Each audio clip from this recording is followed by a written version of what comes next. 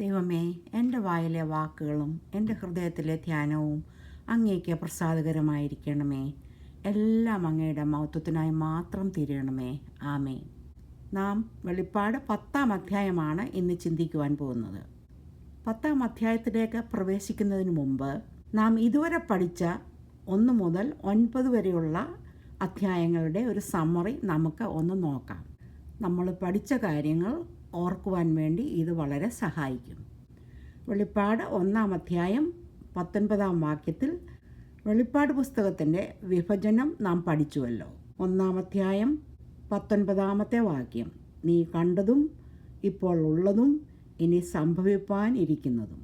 1-ാം അധ്യായത്തിൽ സഭകളെ പ്രതിനിധീകരിക്കുന്ന 7 നിലവിളക്കുകളുടെ നടുവിൽ പരിശുദ്ധാത്മാവിൻ്റെ 7 ഫലങ്ങൾ റെപ്രസെൻ്റ് ചെയ്യുന്ന 7 ക്യാൻഡിൽസ് പിടിച്ചുകൊണ്ട് ഉയർത്തെഴുന്നേറ്റ് തേജസ്കരിക്കപ്പെട്ട മഹാപുരോഹിതനായ യേശു കർത്താവിനെയാണ് നാം കാണുന്നത്. ഇപ്പോൾ ഉള്ളത് റെപ്രസെൻ്റ് ചെയ്യുന്നത് 7 സഭകൾക്ക് ഉള്ള ദൂതുകളാണ്. അതിൽ 2ഉം 3ഉം അധ്യായങ്ങൾ നാം പഠിച്ചു. ഇനിയും സംഭവിക്കാനുള്ള കാര്യങ്ങളാണ് 4 മുതൽ 22 വരെയുള്ള അധ്യായങ്ങളിൽ നാം പഠിക്കാൻ പോകുന്നത്. അതിൽ 4ഉം 5ഉം അധ്യായങ്ങളിൽ സ്വർഗത്തിലെ ഏറ്റവും ശ്രേഷ്ഠമായ ദൈവാരാധന നാം കണ്ടു. ദൈവസിംഹാസനത്തിലിരിക്കുന്ന പിതാവായ ദൈവം, പഴയ പുതിയ സഭകളെ റെപ്രസെൻ്റ് ചെയ്യുന്ന 24 മൂപ്പന്മാർ, ദൈവസൃഷ്ടിയെ റെപ്രസെൻ്റ് ചെയ്യുന്ന 4 ജീവികൾ, തൻ്റെ വീണ്ടെടുപ്പും ദൈവകൃപയും റെപ്രസെൻ്റ് ചെയ്യുന്ന ദൈവസിംഹാസനത്തിന് ചുറ്റും കറങ്ങിക്കൊണ്ടിരിക്കുന്ന ഒരു പച്ച മഴവില്ല്, തൻ്റെ പരമാധികാരവും വിശുദ്ധിയും സമാധാനവും റെപ്രസെൻ്റ് ചെയ്യുന്ന പളുങ്കുകടൽ, ആരാധിച്ചു കൊണ്ടിരിക്കുന്ന 1000-10,000 മാലാഹമാരുടെ കൂട്ടങ്ങൾ. ഇതിൻ്റെയെല്ലാം മനോഹരമായ കാഴ്ചകളാണ് നാം അവിടെ കണ്ടത്. 5-ാം അധ്യായത്തിൽ യഹൂദ ഗോത്രത്തിലെ സിംഹവും ദാവീദിൻ്റെ വേരുമായി ദൈവസന്നിധിയിൽ അറക്കപ്പെട്ടതുപോലെ നിൽക്കുന്ന വീണ്ടെടുപ്പുകാരനായ ദൈവകുഞ്ഞാട് ലോകത്തിൻ്റെ ന്യായവിധികളെ റെപ്രസെൻ്റ് ചെയ്യുന്ന 7 മുദ്രയുള്ള ഒരു പുസ്തകച്ചുരുൾ തൻ്റെ പിതാവിൻ്റെ കയ്യിൽ നിന്നും വാങ്ങിക്കുന്നു. അപ്പോൾ സ്വർഗത്തിൽ വലിയ സന്തോഷവും ആരാധനയും ഉണ്ടായി. 6-ാമത്തെ അധ്യായത്തിൽ കുഞ്ഞാട് ആദ്യത്തെ 6 മുദ്രകൾ റെപ്രസെൻ്റ് ചെയ്യുന്ന 6 ന്യായവിധികൾ ഭൂമിയിൽ നടപ്പാക്കുന്നു. ഇതുമൂലം ഭൂമിയിലെ 1/4 മനുഷ്യർ കൊല്ലപ്പെടുന്നു. ആദ്യത്തെ 4 മുദ്രകൾ ഗ്രേറ്റ് ട്രിബുലേഷൻ ടൈമിൽ ലോകരാഷ്ട്രങ്ങളുടെ പരിതസ്ഥിതികളും ഗതികളും കാണിക്കുന്ന 4 കുതിരപ്പടയാളികളെ അഴിച്ചുവിടുന്നു. തുടർന്ന് 5-ാം മുദ്ര മതപീഡനത്തെയും 6-ാം മുദ്ര പ്രകൃതിക്ഷോഭത്തെയും ചൂണ്ടിക്കാണിക്കുന്നതായി നാം കണ്ടു. 7-ാമത്തെ മുദ്ര 8-ാമത്തെ അധ്യായത്തിൽ പൊട്ടിക്കുമ്പോൾ സ്വർഗത്തിൽ അരമണിക്കൂർ മൗനത ഉണ്ടായി എന്ന് നാം കണ്ടു. അതിനുശേഷം 7 ദൂതന്മാർ അടുത്ത 7 ന്യായവിധികളെ റെപ്രസെൻ്റ് ചെയ്യുന്ന 7 കാഹളങ്ങളുമായി നിൽക്കുന്നത് നാം കാണുന്നു. 8-ാം അധ്യായത്തിൽ ആദ്യത്തെ 4 കാഹളങ്ങൾ ഊതി ഭൂമിയിലെ ദുഷ്ടമനുഷ്യർക്കുള്ള ന്യായവിധി നടപ്പാക്കുന്നു. ആദ്യത്തെ ഈ 4 ന്യായവിധികൾ മൂലം ഭൂമിയിലെ 1/3 സസ്യലോകവും 1/3 സമുദ്രവും 1/3 ശുദ്ധജലവും 1/3 ആകാശഗോളങ്ങളും നശിക്കപ്പെടുന്നു. ഇനിയും 3 കാഹളങ്ങൾ കൂടി ഊതുവാനുണ്ട്. അത് മഹാകഷ്ടം നടപ്പിലാക്കുന്ന അവസാനത്തെ 3 കാഹളങ്ങളാണ്.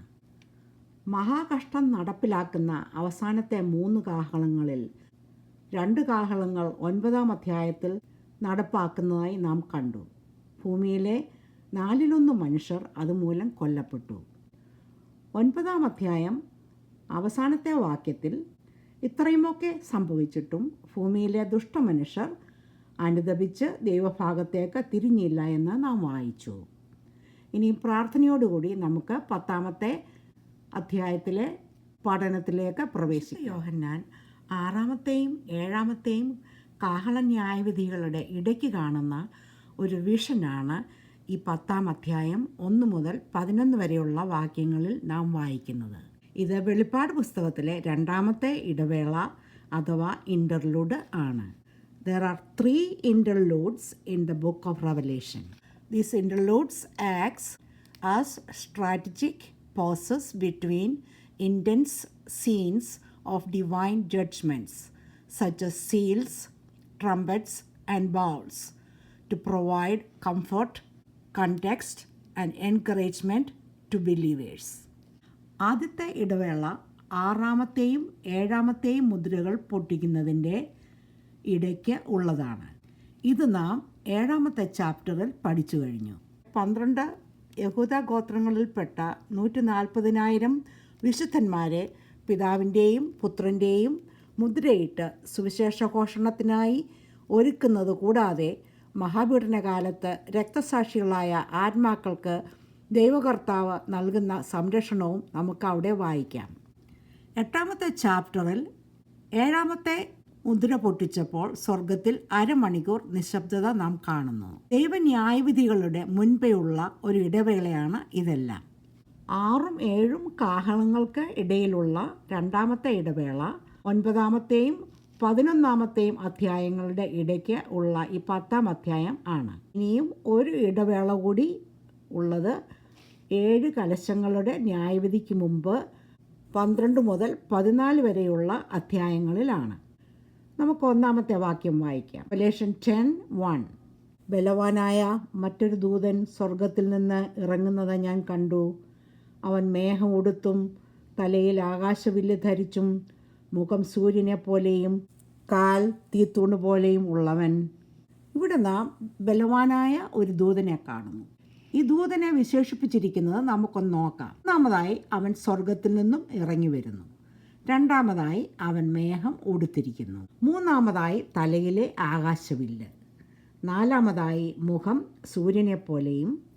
5-ാമതായി തീത്തൂൺ പോലെയുള്ള ബലമുള്ള കാലുകൾ. ഇതുകൊണ്ടൊക്കെയും ഈ ദൂതൻ കർത്താവായ യേശുക്രിസ്തു തന്നെയാണെന്ന് ചില വേദപണ്ഡിതന്മാർ വിശ്വസിക്കുന്നു. എന്നാൽ ഇത് കർത്താവായ യേശുക്രിസ്തു അല്ല എന്നതിൻ്റെ 3 തെളിവുകൾ ഈ അധ്യായം പഠിക്കുമ്പോൾ നമുക്ക് മനസ്സിലാകും. 1-ാമതായി ഈ വാക്യം നാം വായിക്കുമ്പോൾ അവിടെ ഇതാ ബലവാനായ മറ്റൊരു ദൂതൻ എന്ന് വ്യക്തമായി പറഞ്ഞിട്ടുണ്ട്. 8 മുതൽ 9 വരെയുള്ള അധ്യായങ്ങളിൽ 7 കാഹളങ്ങൾ പിടിച്ചുകൊണ്ടിരിക്കുന്ന 7 ദൂതന്മാരെ നാം കണ്ടു. അതിനുശേഷം മറ്റൊരു ദൂതൻ എന്ന് ഈ വാക്യത്തിൽ വ്യക്തമായി പറയുന്നുണ്ട്. 2-ാമതായി വെളിപ്പാട് 22-ാമത്തെ അധ്യായം നാം പഠിക്കുമ്പോൾ എനിക്ക് പ്രവചന കാഴ്ചകൾ കാണിച്ചു കൊടുത്ത ആ ദൂതനെ കണ്ടപ്പോൾ കാൽക്കൽ വീണ് ആരാധിക്കാനായി വിശുദ്ധ യോഹന്നാൻ തുടങ്ങിയെന്നും ആ ദൂതൻ തന്നെ ഒരു സഹഭൃത്യൻ അഥവാ ഫെലോ സെർവൻ്റായി പരിചയപ്പെടുത്തി ദൈവത്തെ മാത്രമേ നമസ്കരിക്കാവൂ എന്ന് വിശുദ്ധ യോഹന്നാനോട് പറയുന്നു. ഇത് നമുക്ക് 8 മുതൽ 9 വരെയുള്ള വാക്യങ്ങളിൽ വായിക്കാം. നാം ഇപ്പോൾ വായിക്കുന്ന ഈ 10-ാമത്തെ അധ്യായത്തിൽ ഇവിടെ ബലവാനായ ഈ ദൂതനെ കണ്ടപ്പോൾ അത് യേശു കർത്താവ് ആയിരുന്നുവെങ്കിൽ തീർച്ചയായിട്ടും വിശുദ്ധ യോഹന്നാൻ ആ ദൂതൻ്റെ കാൽക്കൽ വീണ് നമസ്കരിച്ചേനേയും എന്നതിന് സംശയമില്ല. ഇവിടെ അദ്ദേഹം അത് ചെയ്തതായി നാം വായിക്കുന്നില്ല. 3-ാമതായി 10-ാം അധ്യായം 7-ാമത്തെ വാക്യം നാം വായിക്കുമ്പോൾ ഈ ദൂതൻ ഭൂമിയും അതിലുള്ളതും സമുദ്രവും അതിലുള്ളതും സൃഷ്ടിച്ചവനായി എന്നേക്കും ജീവിച്ചിരിക്കുന്ന ദൈവത്തിൻ്റെ നാമത്തിൽ സത്യമിടുന്നു. ദൈവത്തിന് തന്നെ ആണയിട്ട് പറയേണ്ട ആവശ്യമില്ല. കാരണം ആകാശവും ഭൂമിയും അതിലുള്ളതെല്ലാം സൃഷ്ടിച്ചിരിക്കുന്നത് അങ്ങാണല്ലോ. ദൈവം തൻ്റെ നാമത്തിൽ തന്നെക്കൊണ്ട് തന്നെ സത്യം ചെയ്യുന്നത് ഒരു പ്രാവശ്യം മാത്രമേ നമുക്ക് വായിക്കുവാൻ പറ്റുകയുള്ളൂ. അത് ഉൽപ്പത്തി 22-ാമത്തെ അധ്യായം 15 മുതൽ 18 വരെയുള്ള വാക്യങ്ങളിൽ അബ്രഹാമിനോടുള്ള തൻ്റെ മാറ്റമില്ലാത്ത വാഗ്ദത്തങ്ങൾ സ്ഥിരീകരിക്കുന്നതിനു വേണ്ടി ആയിരുന്നു. 4-ാമതായി ഈ ബലവാനായ ദൂതൻ തൻ്റെ വലത്തുകാൽ കടലിന്മേലും ഇടത്തുകാൽ ഭൂമിയുടെ മേലും വയ്ക്കുന്നു. തൻ്റെ എല്ലാ സൃഷ്ടികളുടെ മേലും ദൈവത്തിനുള്ള സമ്പൂർണ്ണ പരമാധികാരമാണ് ഇത് കാണിക്കുന്നത്. നമുക്ക് 2-ാമത്തെ വാക്യം വായിക്കാം. അവൻ്റെ കയ്യിൽ തുറന്നൊരു ചെറുപുസ്തകമുണ്ടായിരുന്നു. ഈ 2-ാമത്തെ വാക്യവും വേദപണ്ഡിതന്മാർക്ക് അഭിപ്രായ വ്യത്യാസമുള്ള ഒരു വിഷയമാണ്. നാം 5-ാം അധ്യായം പഠിച്ചപ്പോൾ അകത്തും പുറത്തും എഴുത്തുള്ളതായി ലോകത്തിൻ്റെ അന്ത്യകാല ന്യായവിധിക്കും സൃഷ്ടിയുടെ വീണ്ടെടുപ്പിനും വേണ്ടിയുള്ള ദൈവത്തിൻ്റെ മറഞ്ഞിരിക്കുന്ന പദ്ധതികൾ അടങ്ങിയ 7 മുദ്രയിട്ട ഒരു പുസ്തകച്ചുരുൾ ധാർമ്മികമായും നിയമപരവുമായി അത് വാങ്ങുവാൻ അർഹനായ യേശു കർത്താവ് തൻ്റെ പിതാവിൽ നിന്നും വാങ്ങിക്കുന്നതായി നാം പഠിച്ചല്ലോ. ഈ പുസ്തകച്ചുരുൾ ഈ പ്രവചന പുസ്തകത്തിൻ്റെ അതിപ്രധാനമായ ഒരു ഭാഗമാകുന്നുവെന്നും ഇതുകൂടാതെ നമുക്ക് മറ്റുള്ള അധ്യായങ്ങൾ ഫോളോ ചെയ്യുവാൻ സാധിക്കുകയില്ല എന്നും ബൈബിൾ സ്റ്റഡിയുടെ സമയത്ത് ഞാൻ പല പ്രാവശ്യം സൂചിപ്പിച്ചല്ലോ. 6 മുതൽ 9 വരെയുള്ള അധ്യായങ്ങളിൽ ഈ പുസ്തകച്ചുരുളിൻ്റെ 7 മുദ്രകൾ കുഞ്ഞാട് പൊട്ടിക്കുന്നതും ന്യായവിധികൾ നടപ്പിലാക്കിയപ്പോൾ ഭൂമിയിലെ 1/3 ജനങ്ങൾ കൊല്ലപ്പെടുന്നതായും അതിനെ തുടർന്ന് 7 കാഹളങ്ങൾ പിടിച്ചുകൊണ്ടുള്ള 7 ദൂതന്മാർ കാഹളങ്ങൾ ഊതിയപ്പോൾ ഭൂമിയിലെ 1/4 ജനം മരിച്ചതായും നാം പഠിച്ചല്ലോ. ആ പുസ്തകച്ചുരുൾ അകത്തും പുറത്തും എഴുതി സീൽ ചെയ്തത് ആയിരുന്നു. അതിലെ വിഷയങ്ങൾ, സംഭവങ്ങൾ ഗ്രേറ്റ് ട്രിബുലേഷൻ്റെ 7 വർഷത്തിൻ്റെ പകുതിയിൽ തന്നെ നടപ്പാക്കി കഴിഞ്ഞു. ഇനിയും ആ പുസ്തകം സീൽ ചെയ്യേണ്ട ആവശ്യമില്ല. അതിലെ ന്യായവിധികൾ നടപ്പായി കഴിഞ്ഞു. ഇപ്പോൾ ഈ 2ാമത്തെ വാക്യത്തിൽ അത് ഒരു തുറന്ന ചെറിയ പുസ്തകമായി നാം കാണുന്നു. ഇനിയും സംഭവിക്കാനുള്ള ബാക്കി സംഭവങ്ങളാണ് ഈ ചെറിയ പുസ്തകത്തിൽ ഉള്ളത്. നമുക്ക് 3ാമത്തെ വാക്യം വായിക്കാം. അവൻ വലങ്കാൽ സമുദ്രത്തിന്മേലും ഇടങ്കാൽ ഭൂമിമേലും വെച്ച് സിംഹം അലറും പോലെ അത്യുച്ചത്തിൽ ആർത്തു. ആർത്തപ്പോൾ 7 ഇടിയും നാദം മുഴങ്ങി. 4 7 ഇടിനാമം മുഴങ്ങിയപ്പോൾ ഞാൻ എഴുതുവാൻ ഭാവിച്ചു, എന്നാൽ 7 ഇടി മുഴങ്ങിയത് എഴുതാതെ മുദ്രയിട്ടേക്ക എന്ന് സ്വർഗത്തിൽ നിന്നും ഒരു ശബ്ദം കേട്ടു. 3ാം വാക്യത്തിൽ 3 കാര്യങ്ങളാണ് നാം കാണുന്നത്. ഒന്നാമതായി, ആ ബലവാനായ ദൂതൻ തൻ്റെ വലങ്കാൽ സമുദ്രത്തിൻ്റെ മേലും ഇടങ്കാൽ ഭൂമിയുടെ മേലും വെക്കുന്നു. ഉൽപ്പത്തി പുസ്തകം 1ഉം 2ഉം അധ്യായത്തിൽ ദൈവത്തിൻ്റെ സൃഷ്ടിയുടെ വിവരങ്ങൾ നമുക്ക് വായിക്കാമല്ലോ. God created the sea and the land and everything in it. In Colossians 1:16-17 നമുക്ക് ഇങ്ങനെ വായിക്കാം. സ്വർഗത്തിലുള്ളതും ഭൂമിയിലുള്ളതും ദൃശ്യമായതും അദൃശ്യമായതും സിംഹാസനങ്ങളാകട്ടെ, കർത്തൃത്വങ്ങളാകട്ടെ, വാഴ്ചകളാകട്ടെ, അധികാരങ്ങളാകട്ടെ, സകലവും അവൻ മുഖാന്തരം സൃഷ്ടിക്കപ്പെട്ടു. അവൻ മുഖാന്തരവും അവനായിട്ടും സകലവും സൃഷ്ടിക്കപ്പെട്ടിരിക്കുന്നു. അവൻ സർവ്വത്തിനും മുമ്പേ ഉള്ളവൻ, അവൻ സകലത്തിനും ആധാരമായിരിക്കുന്നു. പുതിയ നിയമത്തിൽ വിശുദ്ധ യോഹന്നാൻ തന്നെ ദൈവസൃഷ്ടിയെക്കുറിച്ച് വിവരിച്ചാണ് താൻ എഴുതിയ സുവിശേഷം ആരംഭിക്കുന്നത്. അത് നമുക്കൊന്ന് വായിക്കാം. John 1 chapter 1-4. ആദിയിൽ വചനം ഉണ്ടായിരുന്നു, വചനം ദൈവത്തോടു കൂടിയായിരുന്നു, വചനം ദൈവമായിരുന്നു, അവൻ ആദിയിൽ ദൈവത്തോടു കൂടെയായിരുന്നു. സകലവും അവൻ മുഖാന്തരം ഉളവായി, ഉളവായതൊന്നും അവനെ കൂടാതെ ഉളവായതല്ല. അവനിൽ ജീവനുണ്ടായിരുന്നു, ജീവൻ മനുഷ്യരുടെ വെളിച്ചമായിരുന്നു. ഈ ദൂതൻ പ്രധാനമായ ഒരു ദൂതാണ് നൽകുന്നത്. സകല സൃഷ്ടിയും ദൈവത്തിനുള്ളതാണ്. Praise the Lord. 2ാമതായി, റെവലേഷൻ 10-ാം അധ്യായം 3ാമത്തെ വാക്യത്തിൽ നാം കാണുന്നത്, ആ ബലവാനായ ദൂതൻ സിംഹം അലറും പോലെ അത്യുച്ചത്തിൽ ആർക്കുന്നു. വളരെ അധികാരമുള്ള ഈ ദൈവത്തിൻ്റെ ബലവാനായ ദൂതൻ അതിപ്രധാനമായ ചില കാര്യങ്ങൾ വിശുദ്ധ യോഹന്നാനോട് പറയാനുണ്ട് എന്ന് ഈ ഗർജനത്തിൽ നിന്ന് നമുക്ക് മനസ്സിലാക്കാം. 3ാമതായി, ആ ദൂതൻ അത്യുച്ചത്തിൽ ആർത്തപ്പോൾ 7 ഇടിയും നാദം മുഴങ്ങി. 8ാം അധ്യായം 4 മുതൽ 5 വരെയുള്ള വാക്യങ്ങളിൽ വളരെ ധൂപവർഗം നിറച്ച വിശുദ്ധന്മാരുടെ പ്രാർത്ഥനയോടുകൂടെ ഒരു സ്വർണ്ണ ധൂപകലശവുമായി വന്ന ദൂതൻ ധൂപകലശം യാഗപീഠത്തിൽ നിന്നുമുള്ള കനൽ നിറച്ച് ഭൂമിയിലേക്ക് എറിഞ്ഞപ്പോഴും ഇതുപോലെ ഇടിമുഴക്കം ഉണ്ടായി എന്ന് നമ്മൾ വായിച്ചല്ലോ. അതിപ്രധാനമായ എന്തിൻ്റെയോ മുന്നറിയിപ്പാണ് ഈ 7 ഇടിമുഴക്കങ്ങൾ. സങ്കീർത്തനം 29 വായിക്കുമ്പോൾ യഹോവയുടെ ശബ്ദത്തെക്കുറിച്ചുള്ള 7 പരാമർശങ്ങൾ നമുക്ക് വായിക്കാം. അവിടെ 4ാമത്തെ വാക്യത്തിൽ നാം ഇങ്ങനെ വായിക്കുന്നു: യഹോവയുടെ ശബ്ദം വെള്ളത്തിന്മീതെ മുഴങ്ങുന്നു, പെരുവെള്ളത്തിന്മീതെ യഹോവ മഹത്വത്തിൻ്റെ ദൈവം തന്നെ ഇടിമുഴക്കുന്നു. യഹോവയുടെ ശബ്ദം ശക്തിയോടെ മുഴങ്ങുന്നു, യഹോവയുടെ ശബ്ദം മഹിമയോടെ മുഴങ്ങുന്നു.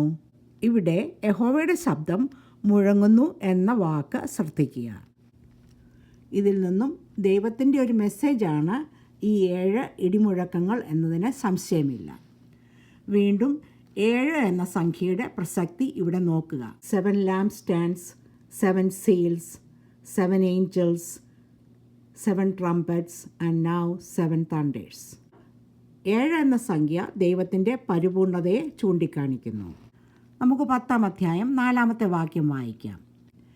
7 ഇടിനാദം മുഴങ്ങിയപ്പോൾ ഞാൻ എഴുതുവാൻ ഭാവിച്ചു, എന്നാൽ 7 ഇടി മുഴങ്ങിയത് എഴുതാതെ മുദ്രയിട്ടേക്ക എന്ന സ്വർഗത്തിൽ നിന്നും ഒരു ശബ്ദം കേട്ടു.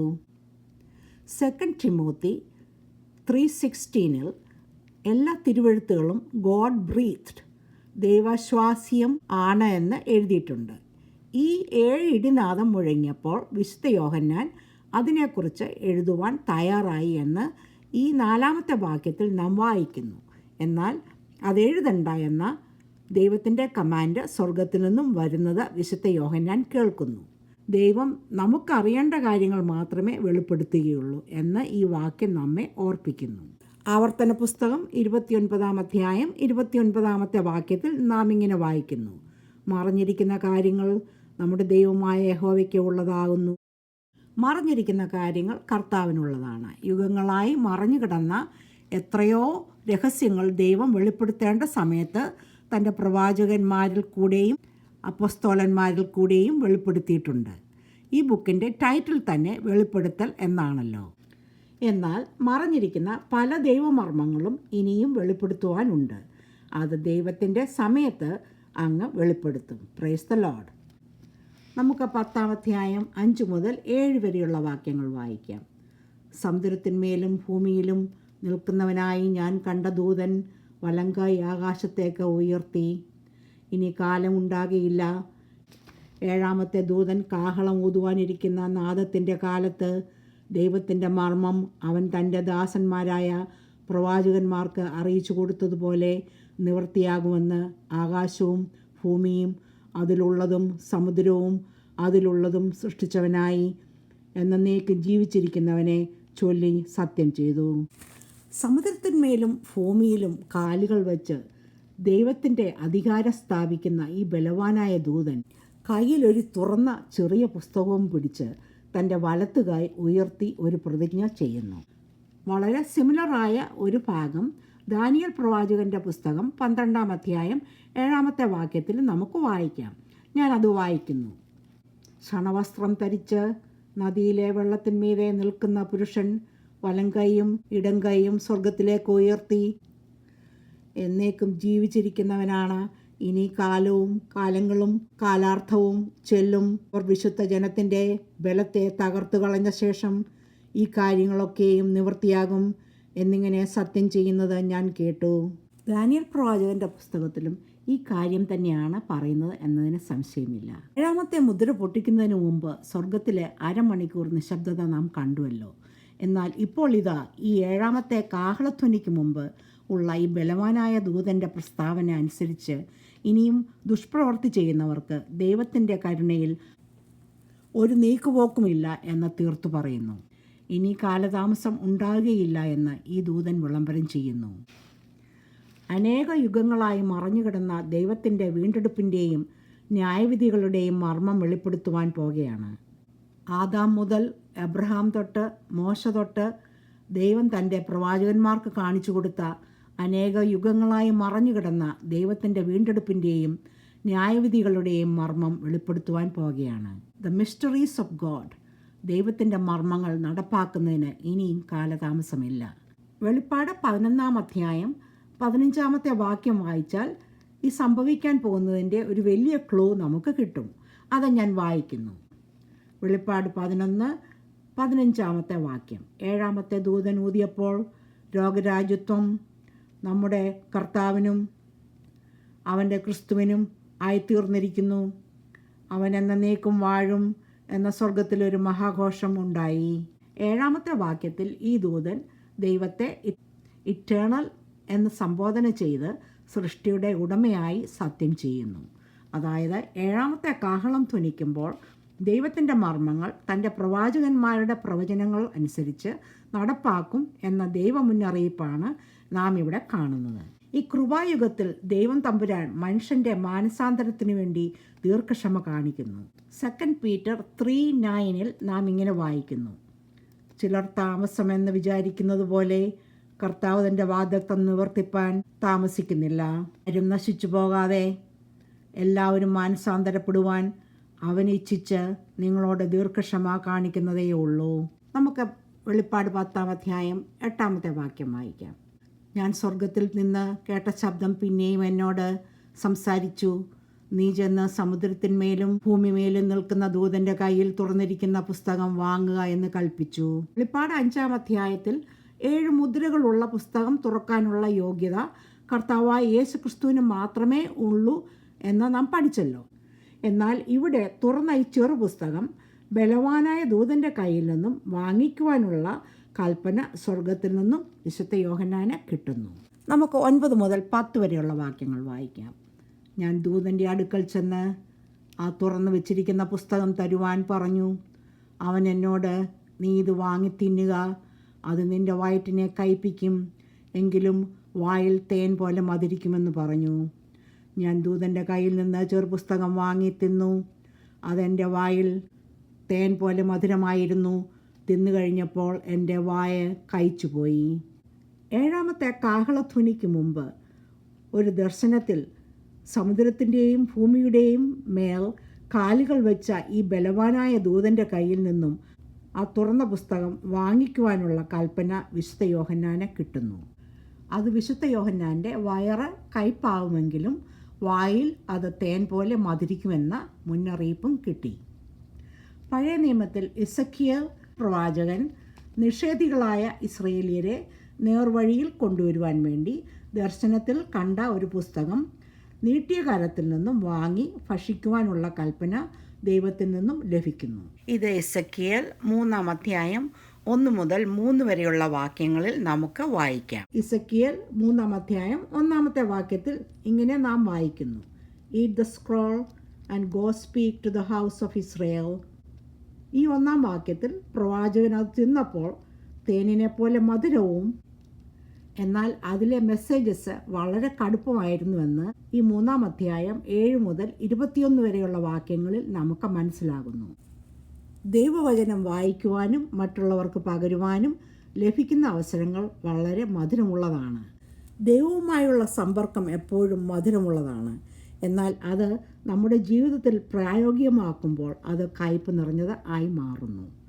മത്തായി എഴുതിയ സുവിശേഷം 5-ാം അധ്യായം 44-ാമത്തെ വാക്യത്തിൽ യേശുക്രിസ്തു ഇങ്ങനെ പറയുന്നു. നിങ്ങളുടെ ശത്രുക്കളെ സ്നേഹിപ്പീൻ, നിങ്ങളെ ഉപദ്രവിക്കുന്നവർക്ക് വേണ്ടി പ്രാർത്ഥിപ്പീൻ. അത് നല്ല കാര്യങ്ങളാണ്. എന്നാൽ അത് ജീവിതത്തിൽ പ്രായോഗികമാക്കുമ്പോൾ അത് എളുപ്പമുള്ള കാര്യമല്ലല്ലോ. അപ്പോഴാണ് അത് കയ്പായി മാറുന്നത്. ഇത് തിന്നുക എന്നതിൻ്റെ അർത്ഥം അത് വായിച്ച് മനസ്സിലാക്കി ധ്യാനിക്കുക എന്ന് മാത്രമാണ്. അതുപോലെ തന്നെ അതിപ്രധാനമായ ഒരു കാര്യം, ദൈവവചനം നാം ധ്യാനിക്കുമ്പോൾ ദൈവത്തിൻ്റെ പരിശുദ്ധാത്മാവാണ് അതിലെ സത്യങ്ങൾ നമ്മെ വെളിപ്പെടുത്തുന്നത് എന്നുള്ളതാണ്. ആത്മനിറവിൽ വേണം നാം വചനം വായിക്കേണ്ടത്. നാം സാധാരണയായി വായിക്കുവാൻ ഏറ്റവും പ്രിഫർ ചെയ്യുന്നത് സങ്കീർത്തനങ്ങളാകുന്നുവല്ലോ. ആ സങ്കീർത്തനങ്ങൾ പലതും നമ്മുടെ വായിൽ മധുരം തരുന്നു. എന്നാൽ നാം വായിക്കുന്നതെല്ലാം വാങ്ങി തിന്നുവാനും അത് മനസ്സിലാക്കി ഹൃദയങ്ങളിൽ സംഗ്രഹിക്കുവാനും അതനുസരിച്ച് ജീവിക്കുവാനും ദൈവം നമ്മോട് ആവശ്യപ്പെടുന്നു. നമുക്ക് 11-ാമത്തെ വാക്യം വായിക്കാം. അവൻ എന്നോട്, നീ ഇനിയും അനേകം വംശങ്ങളെയും ജാതികളെയും ഭാഷകളെയും രാജാക്കന്മാരെയും കുറിച്ച് പ്രവചിക്കേണ്ടി വരുമെന്ന് പറഞ്ഞു. ഈ പുസ്തകം ദൈവത്തിൻ്റെ അരുളപ്പാടുകളാണ്. ഇത് അനേകം വംശങ്ങളെയും ജാതികളെയും ഭാഷകളെയും രാജാക്കന്മാരെയും കുറിച്ച് ഉള്ള ദൈവത്തിൻ്റെ വചനങ്ങൾ പ്രാവർത്തികമാക്കുന്നതാണ്. ഇത് വെളിപ്പാട് എന്ന പുസ്തകത്തിൽ കൂടിയാണ് വിശുദ്ധ യോഹന്നാന് പ്രദർശിപ്പിക്കുന്നത്. യഹൂദന്മാർക്കും അവിശ്വാസികൾക്കും ലോകത്തിലെ സകല ജാതികൾക്കുമുള്ള ഈ പ്രവചനങ്ങൾ ഇനിയുമുള്ള അധ്യായങ്ങളിൽ നാം പഠിക്കുവാൻ പോവുകയാണ്. ദൈവവചനം പഠിക്കുക മാത്രമല്ല, അത് പഠിക്കുകയും ജീവിതത്തിൽ പ്രായോഗികമാക്കുകയും ചെയ്യേണ്ടത് ആവശ്യമാണ്. ഒന്നാമതായി, ദൈവവചനം നമുക്ക് ആത്മീയ പോഷണം ദാനം ചെയ്യുന്നു. കർത്താവ് തന്നെ അതിൻ്റെ മാതൃക നമുക്ക് കാണിച്ചു തന്നിട്ടുണ്ട്. Temptation of Christ highlights 3 types of temptations often identified as lust of the flesh, lust of the eyes, and pride of life. അതിൽ ആദ്യത്തെ പരീക്ഷ തൻ്റെ 40 പകലും 40 രാവും ഉപവസിച്ച ശേഷം സാത്താൻ കർത്താവിനോട്, നീ ദൈവപുത്രനെങ്കിൽ ഈ കല്ല് അപ്പമായി തീരുവാൻ കൽപ്പിക്കുക എന്ന് പറഞ്ഞപ്പോൾ കർത്താവായ യേശു ക്രിസ്തുവിൻ്റെ മറുപടി നമുക്ക് മത്തായി എഴുതിയ സുവിശേഷം 4-ാം അധ്യായം 4-ാമത്തെ വാക്യത്തിൽ വായിക്കാം. അത് ഞാൻ വായിക്കുന്നു. മനുഷ്യൻ അപ്പം കൊണ്ട് മാത്രമല്ല ദൈവത്തിൻ്റെ വായിൽ കൂടി വരുന്ന സകല വചനം കൊണ്ടും ജീവിക്കുന്നു എന്ന് എഴുതിയിരിക്കുന്നു എന്ന് ഉത്തരം പറഞ്ഞു. രണ്ടാമതായി, ദൈവവചനം ജീവിതത്തിൻ്റെ പാതയിൽ നമുക്ക് മാർഗനിർദ്ദേശങ്ങളും വഴികളും കാട്ടിത്തരുന്നു. അത് നമുക്ക് 119-ാം സങ്കീർത്തനം 105-ാമത്തെ വാക്യത്തിൽ വായിക്കാം. നിന്റെ വചനം എൻ്റെ കാലിന് ദീപവും എൻ്റെ പാതയ്ക്ക് പ്രകാശവുമാകുന്നു. മൂന്നാമതായി, ദൈവവചനം നമ്മുടെ ജീവിതത്തെ രൂപാന്തരപ്പെടുത്തുന്നു. ഹീബ്രൂസ് 4:12 നമുക്കത് വായിക്കാം. ഞാനത് വായിക്കുന്നു. ദൈവവചനം ജീവനും ചൈതന്യമുള്ളതായി ഇരുവായ്ത്തലയുള്ള ഏതു വാളിനേക്കാളും മൂർച്ചയേറിയതും പ്രാണനെയും ആത്മാവിനെയും സദ്യമജ്ജകളെയും വേർവിടുവിക്കും വരെ തുളച്ചു ചെല്ലുന്നതും ഹൃദയത്തിലെ ചിന്തനങ്ങളെയും ഭാവങ്ങളെയും വിവേചിക്കുന്നതുമാകുന്നു. നാലാമതായി, വചനം നമുക്ക് സമാധാനവും പ്രത്യാശയും സന്തോഷവും നൽകുന്നു.